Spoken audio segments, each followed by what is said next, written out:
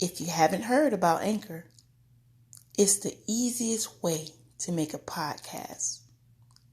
Let me explain. It's free. There's creation tools that allow you to record and edit your podcast right from your phone or computer. Anchor will distribute your podcast for you so it can be heard on Spotify, Apple Podcasts, and many more. You can make money from your podcast with no minimum listenership. It's everything you need to make a podcast in one place. Download the free Anchor app or go to anchor.fm to get started. Sorry, my bad.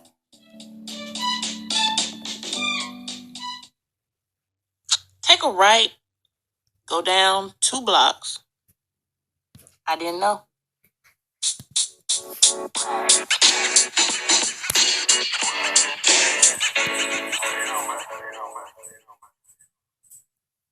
Hi, thank you for tuning in to That's the Setup podcast. I'm your host, Sharika Duncan, a new author of the Setup novel. Check me out on Instagram at Sharika Duncan and on Facebook as Sharika Duncan Author or my website, sharikaduncan.com. Podcast. I'm your host, Sharika Duncan, and I'm here with Miss Roland Mayhew. Good evening. Good evening, Sharika. Good evening, everybody. Yes. Told y'all we was going to do a number 2 for y'all. Yes, girl. We're on our way. On our way. And I'm very excited about this topic because I feel I think all of our topics are just so yummy. I mean, it's just awesome. And this one in particular I'm excited about because I feel that at the end of our conversation, we will learn how to heal internally. Mm-hmm. Yes, girl, I'm all here for self-healing. Yeah. I'm in need of it, too. So maybe I could walk away with some tips myself after this recording. We all do. We all need a chance to learn ourselves more, more. Because we change every day. My mood changes maybe 3 times a day. Just 3? Oh, man, I really got to go see a therapist. On the average, And I've acknowledged it, and it feels comfortable to be able to understand who I am, as an individual. Because before it, if you go to see a professional, they have a label for those mood swings, They call you, what's the different diagnosis now? Bipolar. It used to be manic depressive, but I think they swapped that out for a longer version of bipolar, something else. But girl, I understand exactly how you feel. You talk about, let me tell you, in an hour, I'll probably go through like 3 or 4 changes in an hour. And it goes from one extreme to the next, and sometimes I get so scared that it's going to be too far extreme, and that's when I'm either going to snap or go crazy or just give up on life, period. It's like... Yep. And it's triggers, too. Something can set it off, the chain to where you're, like, wanting to explode, Or cry. Man, it's a bunch of mess.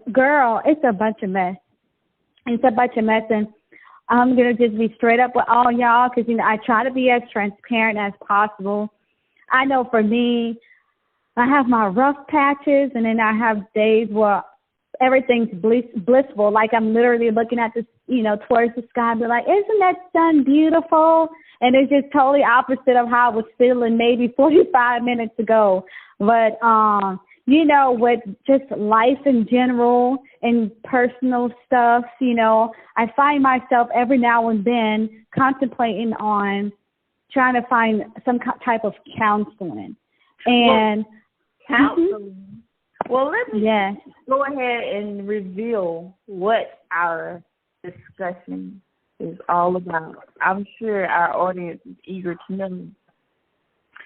Yeah. When you are too busy to take care of self, that is our topic. When you're too busy to take care of yourself, it's sort of like a explosive waiting to happen. A bomb just ready to detonate because you don't have anything pouring out. You're just letting it all sit inside and nothing to channel to exit out your energy, the bad energy. Girl, you have no idea. You have no idea. Like I said, I need a counselor because I just feel so overwhelmed. But then I'm like, what am I overwhelmed about, you know? But it's like I'm constantly busy, but I don't see the fruit of all this busyness, you know?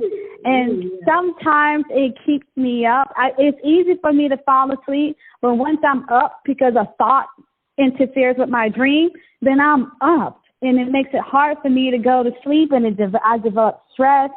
And, you know, I just feel like I don't have enough time for myself. Like, I bought a journal, you guys, because I needed to start writing again. Yes. That journal is still in that Walmart bag from weeks ago. I don't even have time to take it out the Walmart bag, y'all, for me to write, and I know I need to write. I can't tell you the last time I read a full book. I'll probably read a few sentences, and I say to myself every night I'm going to try to read it, but then I put the book down, and it's just too much. And I feel like I'm doing so much for everybody else. You know, I'm doing so much for my job. I'm doing so much, spending so much time with my church, and I don't see what I'm doing for me. Oh, priority. What is priority for you? Man, I think it's the more I look at it, it's like I need to prioritize for sure, but I need to give up something, and that's where the struggle lies. What do I give up in order to gather myself? You know, I can't currently give up on work now because that's my main source of money. You know, I could probably make a few dollars here and there on the side, but my main source of money comes from my job. And to be honest, my new job is very flexible. I could work a full 8-hour shift. I could work a 6-hour shift. It's up to me because I'm salary, and I'm lucky enough to have a supervisor who doesn't care about timing. Her motto is have your work done on time and accurate. So, you know, that helps me out. But then it's like there's times at work where I'm there for more than 8 hours. You know, I'm there for maybe 10 and a half hours. And then there's traffic. Girl, let me tell you, sometimes it takes me almost an hour and 45 minutes just to get home after being at work all day. You know, that's just, yeah. And it's every day. It's not like I got light days. Light days are probably me shaving off 5 minutes or something, you know. And then on top of that, for those who don't know, I'm very active in my church. And even that in itself is a struggle because I'm realizing that I'm spending so much time there participating in things that I like, but the way it's ran or the way it's structured, it uses up a lot of my time. And even with that, I'm growing disgruntled. So it's like now that I look at it, it's like I'm going to have to give up something, you know, because if I don't, I'm going to run myself into the dirt. Well, roll on. I can sympathize wholeheartedly. I want us, including our listeners, to define this word that we call busy, because you hit some good points in terms of being busy but don't seeing the fruit of your busy, and then just being plain busy. So I just want to make sure that we are all on one accord in terms of, like, what does busy really mean? Now, I just looked it up, and it says that busy is keeping occupied, having a great deal to do.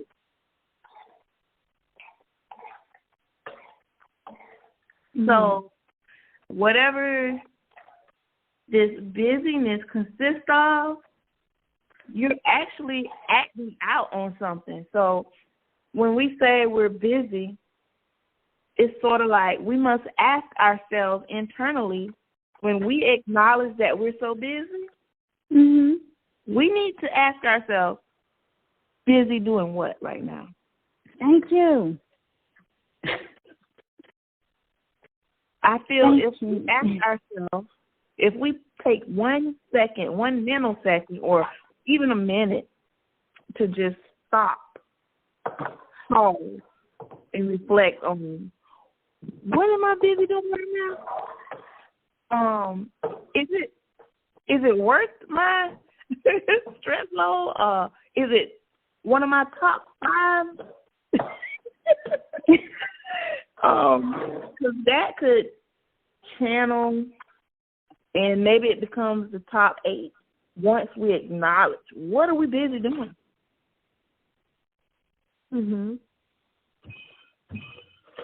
But the business that I'm experiencing, it's like I mentioned before, I don't really see the fruit. People are like, oh no, but you've done this and you've done that. Are you saying that because I've done it for you so you can see it? When I say I don't see the fruits of it, I don't see what I've done for myself.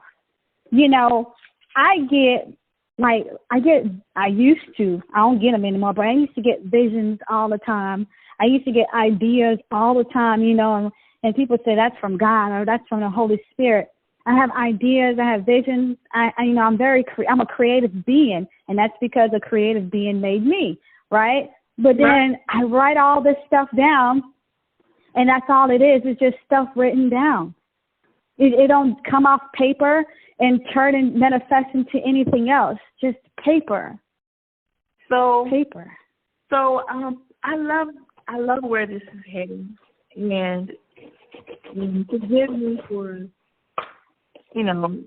cutting you off in between of your confession, although it helps all of us in your transparency, because you mentioned the key word that you write it down on a paper. Now, just that act alone is very important, all right?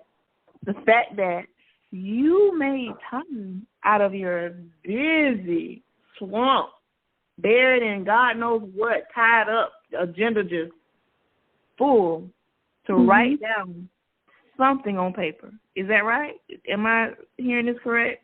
Girl, it's not even that I take time. It's like I'm learning while I'm busy doing something else, like especially when I'm at my desk at work, right? I'm busy doing something else. Boom, I get an idea, and I'm like, ooh, that idea is so fire, and I quickly jot it down on a sticky note next to me or something, because if I don't jot it down right then and there, I'm going to lose it forever, and it's not coming back to me. You know what I mean? I do. And it's crazy. And then sometimes I'll just need to, you guys understand, I'll probably need a whole week for me to organize all my little sticky notes. Sometimes you write on the back of papers because ideas come to you and won't lose it. I got to organize all those and put them together in order to even make something out of it. It's probably going to take me a week to go through all my purses, because I'm a lady. So I swap bags every now and then. I don't go to work with the same book bag or the same pocketbook. So there's sticky notes in every last one of them. I'm sure of it. Right. Yeah. The fact that you are writing something down, and I hope my listeners and our listeners could understand that is a positive trait to to have in general. To even though you may feel like you really didn't plan on taking out the time to write, but you had the common sense to write something down. And I feel once you write something down, it's a matter of putting your hands back on it. Because even if you write it down and you can't touch it again, it's useless. So you have a system in the craziness, is my point.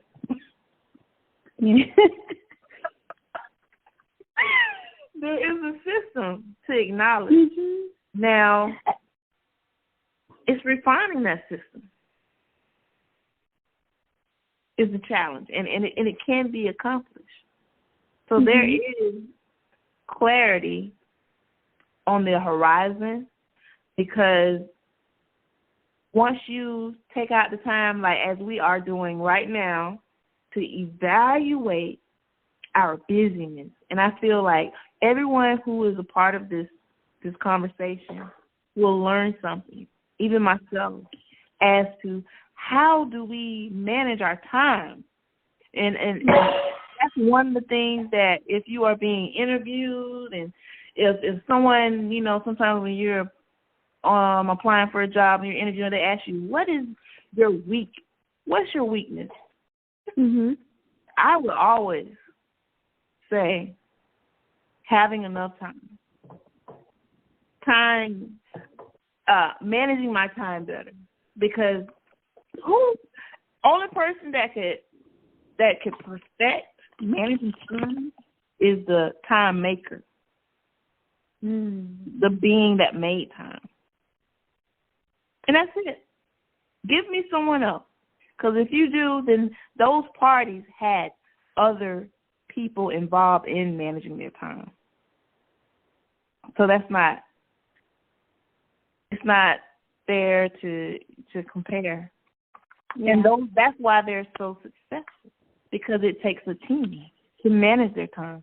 But the only one being that I could refer to that is perfectionist with time is the time maker. How do you feel about that? I mean, I'm there with you, and the time maker, he operates outside of our time, whatever time means to us. So because he doesn't limit himself, whereas we are limited. We're told that we have X amount of hours per day. Now, these is for the regular folks who haven't made a way for themselves, like a freedom, right? So you got X amount of hours per day. Out of that X amount of hours, you know how much of it you have to use to work for someone else. Then you know how many hours you need to sleep. Then you know where you go. Then between those two, you got to factor in time to eat, factor in time to talk to family and friends, factor in time to do other little this and that, And when you actually find yourself having some downtime, you're like, what do I do with this? You're so busy. When you got like an extra hour or two, all you could probably think about is taking a nap. But self-care is not just about, for me, it's not just about the timing. It's about being away from everyday norm and being, even if it's in the fantasy world or made-up fantasy world. Like, I used to like going to, there's this 24-hour spa up here in Atlanta, right? It's a Korean spa. It's like $25. Well, I think they went up, but it's like $25, and you go there and they have like a jacuzzi. They have like, different pools. They have different saunas, and I used to like, before my life got totally out of control, I used to like going there and spend hours there. You could even stay there overnight if you want to, right? And I'm telling you, I come back out of it and I feel so brand new and I'm energized and ready to go. But it's like now I can't even, if I try to do that, the last time I tried to do that was last month, and that was limited because I could only go for like 4 or 5 hours because it was on a Saturday, and instead of having that Saturday to myself, I had to go to the church to do something. So it's like, that's what I mean for me. in order for me to have time for me to even read a book and enjoy it without rushing through it, in order for me to sit and pick up that journal that I bought and actually write an entry, in order for me to go to get a massage and not try to rush the masseuse because I need to be somewhere by so-and-so time, not only do I need to prioritize, but I'm going to have to let go of something because you know what? Taking it back to time, I believe there's a season for everything. Yeah. And when you're operating out of season, that's when things becomes uncomfortable and chaotic.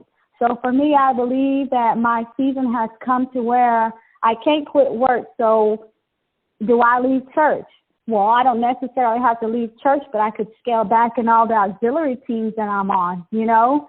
I don't have to be on the praise team right now. I could join that later. I've had a good run with it, you know? I don't have to be on a praise dance team. I had a good run with them. Maybe I need to just take a break. Because if I don't take a break from myself and recharge myself, how am I going to keep going and be effective? It's not going to happen. Yeah, and that means that your quality assurance will be depleted. The things that you are contributing to will not be your best. No, and I joke with them every now and then when we at church. There be times where we're at church for like 6 hours, and that's not even like on a Sunday for a service. This is like we're there for some kind of practice, and that practice right into something else. And I'll joke, I'm like, man, y'all don't even give me enough time for me to have a dating life. How am I going to date if I'm, you know what I'm saying? And they laugh at me, but I'm dead ass serious. Like, it don't matter to y'all because y'all older, y'all have grandchildren, you married, you've been there, done that. I've never been married. I don't have any children. So I never experienced what you already have. I mean, you've already have it, so to you it's no big deal. But if I say to myself, I want to date this year, how can I date in between what time? So that means what you just described is making yourself too busy, and based on all of those things that you are overly committed to, defines that. And in order to bring in any other activities in your already busy schedule, like you mentioned, something will have to scale down, and eventually you can replace one thing for the other, which is if it's dating or if it's, more massage time or spa time or just mental reading, journaling. You can actually prioritize those things. Because there'll be like days, like on Thursdays, y'all, I go to work and I have to leave work like at 5 because it's going to take me an hour and 40-something minutes to get down to Riverdale. I work all the way in Marietta, so for those who are not familiar with Atlanta, for those who are, it takes quite a bit because that traffic is horrendous, right? So I leave work right at 5. I get to where I need to be at by 6:20 because Bible study starts at 6:30. Bible study ends around 7:30, 7:40, but the choir practice is right after. So the choir practice carry on until about 9-ish. And then once it ends, there's still all that lingering around and chit-chatting and, cleaning up the cars, fixing up the chairs and stuff a little bit. So by the time I get home, it's clearly after 10 p.m. Wow. I got to go and wash up and lay down because I got to wake back up and go to work the next morning, Yeah. So I think that we all can relate to that. And I believe you pretty much topped some average folks. Your schedule is really packed. And it sounds like you never put in a time for breaks, for even having a moment of peace, to just reset. And we all deserve that. We should require